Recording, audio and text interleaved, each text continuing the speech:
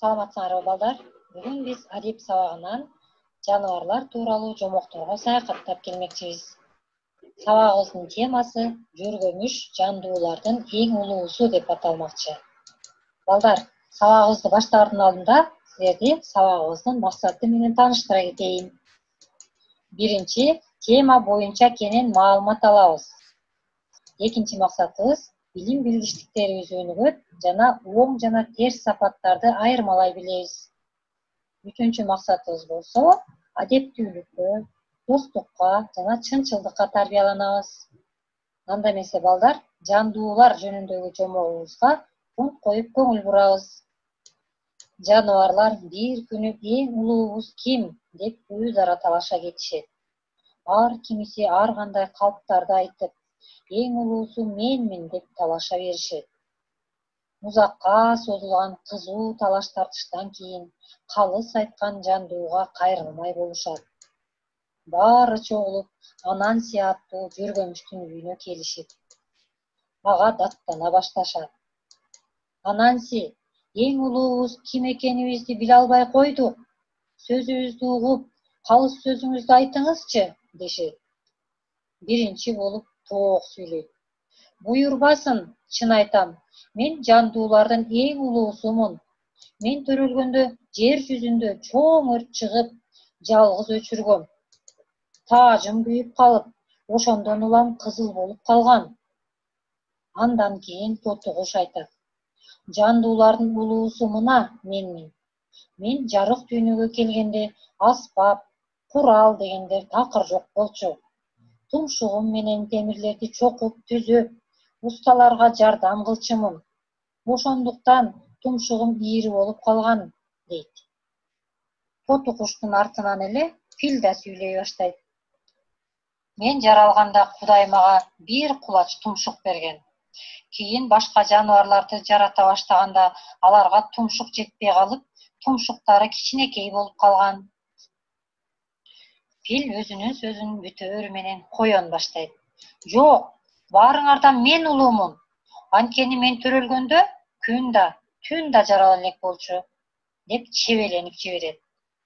Булардын баарын угуп отурган Ананси жүргөмүш кабагын түйүп, башын чайкап мындай дейт. Эгерде мага мурдаараак кайрылганыңарда талаша турган жөнүңөр болмок эмес экен. Жандуулардын улуусу мына мен болот. Себеби мен жарык дүйнөгө келгенде жер орду түбү менен жок болчу. Жаныбарлар муну укканда жабыла дуу дей түшүшөт. Апыртманга бара келде. Бул жагынан Ананси жүргөмүш баарыбыздан улуу болуп чыктың го сен, деп чогулган жандуулардын баары чуулдай түшүшөт.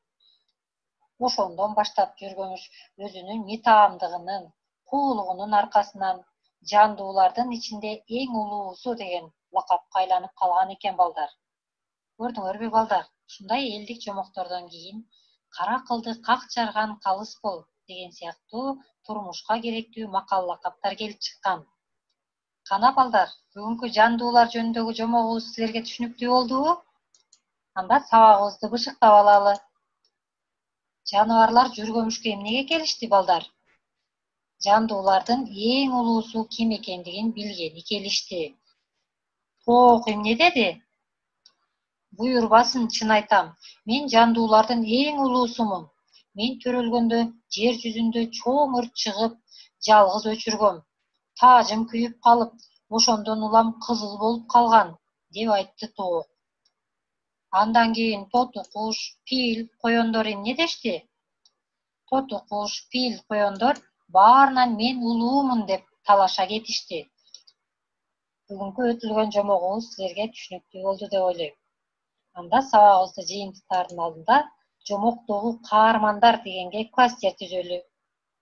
Жомоктогу жандууларды силер менен биргеликте атайлы. Тоок, жүргөмүш, коен, Фил, Тотукуш. Класстерге жазып чыгабыз ушул жаныбарларды. Анда эмесе сабагыбызды жыйынтыктап, бүгүнкү үйгө берилген тапшырманы дептерлерибизге жазып алалы.